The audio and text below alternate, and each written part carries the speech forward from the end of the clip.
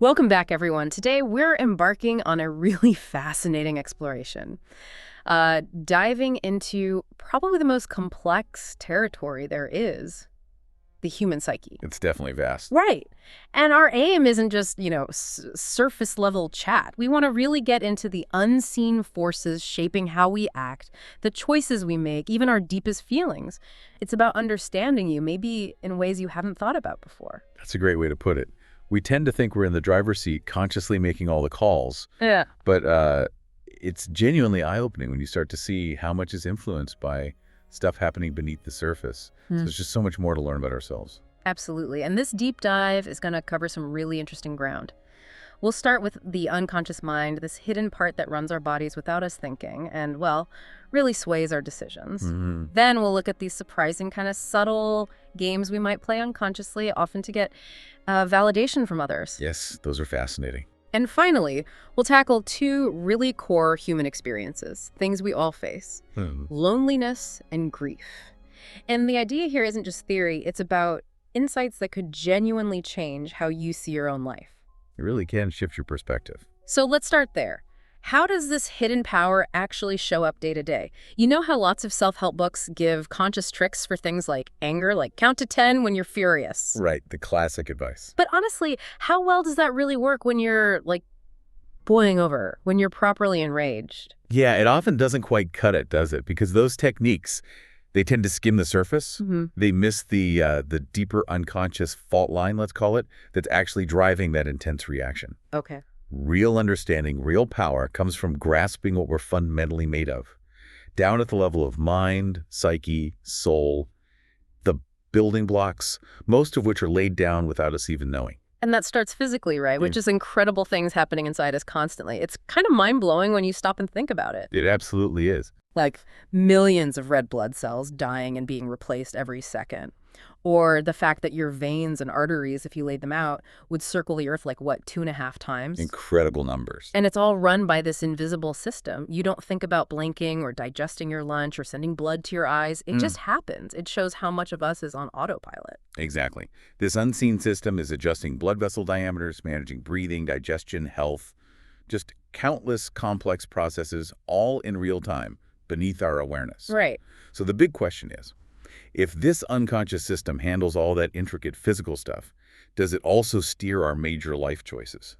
You know, who we fall in love with, what we truly desire, how we react when pushed. It seems like it must. And the answer seems to be a clear yes. A huge chunk of our decisions originates from this incredibly complex, mostly hidden system. It really highlights how little we've charted this internal continent, the unconscious. And it's relatively new territory for us, isn't it? Astonishingly new, considering human history. We've been around for millions of years, but we only really started exploring the unconscious, just over a century ago?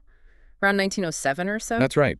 We're basically like toddlers splashing at the edge of the Pacific Ocean. We've barely gotten our ankles wet with this vast, deep unknown stretching out before us. It puts things in perspective. Homo sapiens, maybe 2.5 million years, recorded history, maybe 5,000 years. Yeah. That leaves, almost all of human existence in darkness, an unknown that must still be influencing us. Profoundly. And that ancestral influence is key. Those millions of years of experiences, they're sort of genetically accumulated within us. Like the saying, you can take the monkey out of the jungle. But you can't take the jungle out of the monkey, yeah. Exactly. Those ancient patterns, those survival mechanisms, they create biases and errors in how we see and react to the world today.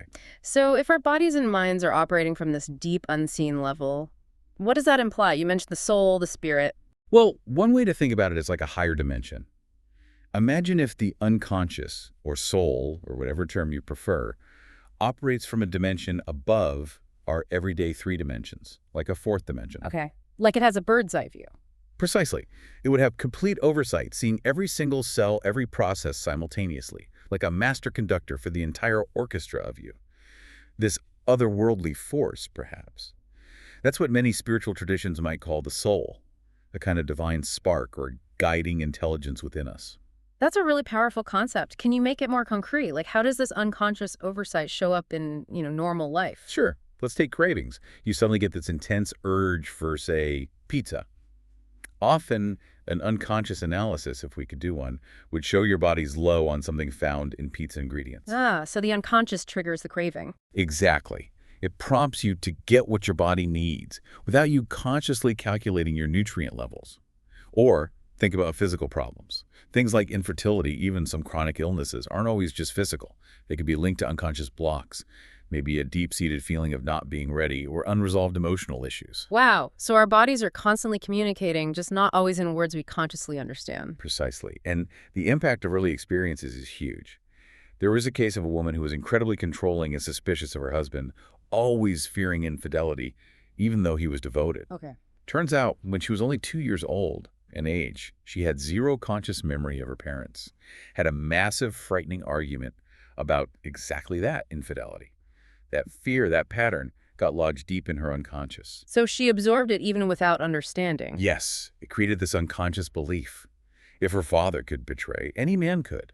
The world felt unsafe. It shows that information loading starts incredibly early, even around 7 months in the womb. Kids record things we think fly right over their heads. That connects to Carl Jung's idea, then, that literally everything we've ever experienced, seen, touched, felt, it all exists somewhere in that unconscious reservoir. And even if we don't remember it, it shapes our actions, choices, how we see things, maybe even explains stuff like déjà vu. This is a very central idea, yes. Yeah. All our experiences, the good, the bad, the painful, the humiliating, it's all archived down there. And this leads to a really critical point for anyone listening. Which is? Trying to escape these buried pains. By scrolling social media, binge-watching shows, just denying they exist, it doesn't work. It actually often makes things worse. Because they just fester. They find you eventually. As Jung famously said, the only way to liberation is to endure the unbearable. Those nights when you're physically tired but your mind is racing, you can't sleep. Those are often the volcanoes of the unconscious trying to erupt. Facing that inner turmoil is the path forward. That's a powerful transition. Because these unconscious forces don't just affect us internally, they spill out into our relationships, leading us into these subtle games. Ah, yes, Erik Berne's work. Exactly. His book, Games People Play, and a nod to Esmail Fossey for his brilliant translation that brought these ideas to so many. It's fascinating stuff. It really is. Berne's central idea is that we humans unconsciously engage in these games to get what he called strokes, basically validation or attention from others. And the key word is unconscious. Absolutely. That's what makes them so tricky, even dangerous sometimes. If we knew we were playing a game, we could just stop. But usually we're completely unaware these patterns are running the show in our interactions. Okay, give us an example. What's a common one? Let's start with, isn't it awful? This often happens with, say, a couple, but usually when there's a third person present. An observer. Right.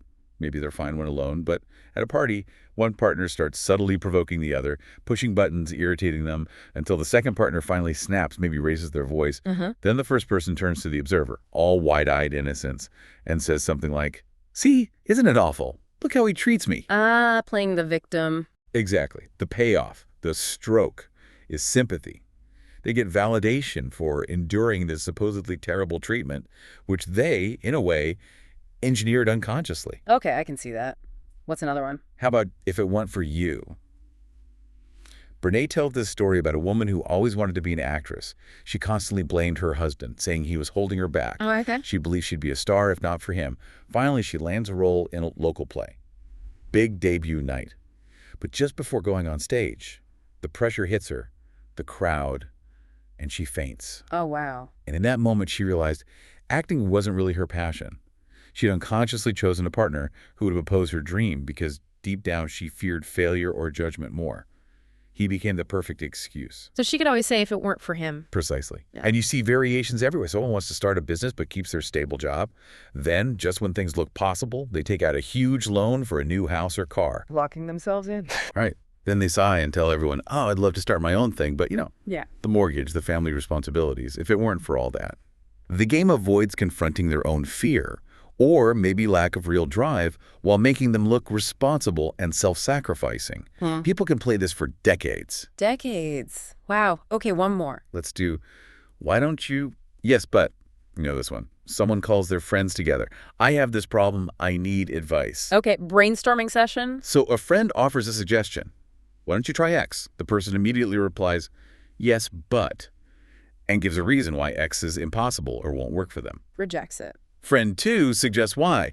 Ah, yes, but. Same thing. This goes on solution after solution, shot down until everyone gives up, frustrated. The person then leaves, maybe feeling sadly resigned, thinking, see, there's just no solution for my problem. But finding a solution wasn't the real goal. Not at all. The unconscious goal was to prove the problem unsolvable, to get strokes for being in this impossible situation. Berne would say they're operating from a child ego state, seeking validation like a child, not problem-solving like an adult. They want confirmation that it's hopeless, not actual help. Gosh, these are subtle. So if we're all potentially playing these games without knowing, how do we stop? What's the way out? The antidote is, in theory, simple, but putting it into practice is, well, it's tough. It's disclosure. Just revealing the game. Exactly. Simply becoming aware of the game and acknowledging, I'm doing that thing again, drastically reduces its power. Think about watching a really moving film scene.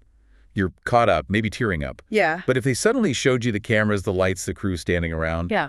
the illusion shatters, the emotional grip is gone. It's the same with these games. Once you see the script you've been following, you gain the power to step off the stage. But it must be hard to see your own games. It's probably easier to spot them in other people. Oh, absolutely. That's the first reaction most people have. Oh, yeah, my friend does that. Or my boss plays that game. But the real value of Berne's work is turning the mirror on yourself. The hardest but most vital step is admitting, okay, maybe I've been playing this game. Facing ourselves again, which connects back to what you were saying earlier about enduring the unbearable. These unconscious patterns, these games, they also influence how we handle life's big, unavoidable challenges. They really do. And it brings us right back to Jung's core insight. The only way to liberation is to endure the unbearable. Trying to run from unavoidable pain like those restless nights or deep-seated fears just doesn't work long-term. Facing it, that's the path. And one of those fundamental pains we often try desperately to avoid is loneliness. It feels universal. It is. And psychologically, its roots go way back. Some psychologists think our earliest memories, or at least feelings, start forming around 7 months in the womb. Inside the mother. Yes. A state of complete connection, total security. You feel her heartbeat, her breath. It's the ultimate safe space. Then comes birth. The cord is cut. And that's the beginning of our journey as separate individuals and inherently the beginning of our loneliness. That makes so much sense. It explains why we often crave that kind of absolute perfect connection in relationships, especially romantic ones.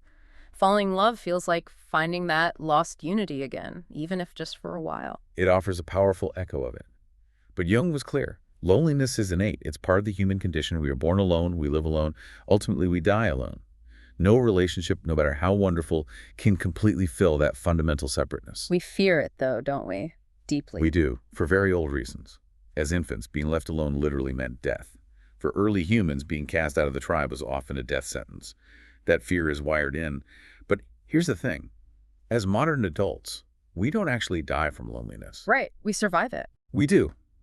But that fear drives us to sometimes overvalue relationships, putting immense pressure on them to cure our loneliness, an impossible task.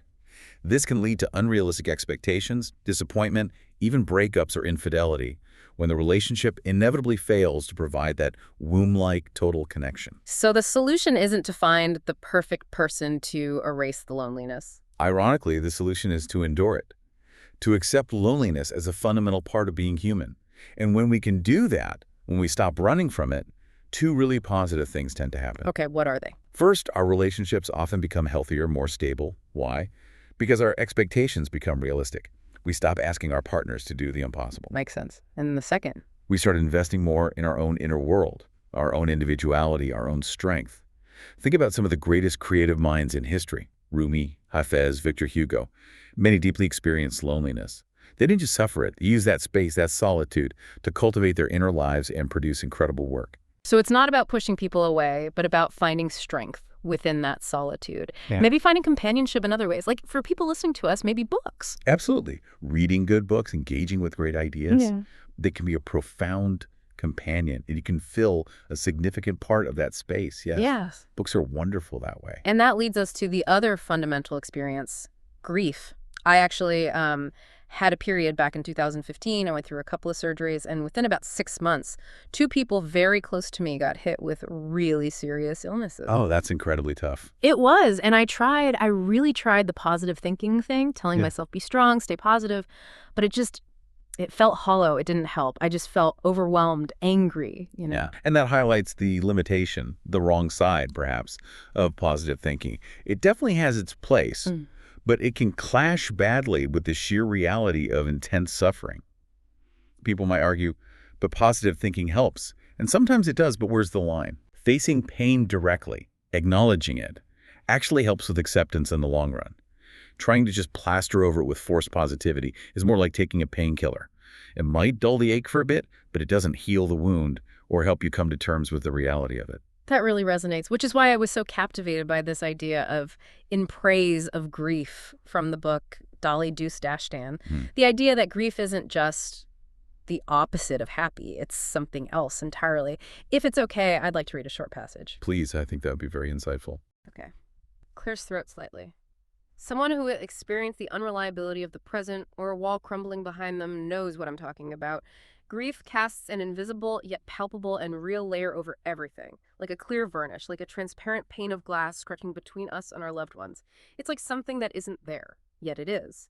And we know that we will never, ever be entirely happy. Our fingers will touch an invisible layer of grief.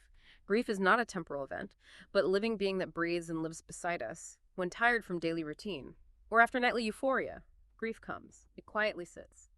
With endless patience, it gazes at us. Then it gently pours tea for both of us. We don't want to give grief a share. But I think to myself, if only we wouldn't cast out happiness with grief. Happiness is not the absence of grief. Happiness is living with grief. It is a formal invitation to grief, to come and be with us, to introduce it to our friends. My friends, this is my grief, these are my friends. And then we listen to music. Let's dance, let's laugh to the health of grief, our faithful companion. And in the morning, when we open our eyes, we remember we are not alone, because grief and only grief never leaves us alone. And it ends with that line from Saadi. No one remembered me but grief, 1,000 blessings upon grief. Wow. That's incredibly profound. It captures so beautifully the wisdom of integrating grief, not fighting it or denying it. Yeah. Accepting its presence doesn't mean you're never joyful.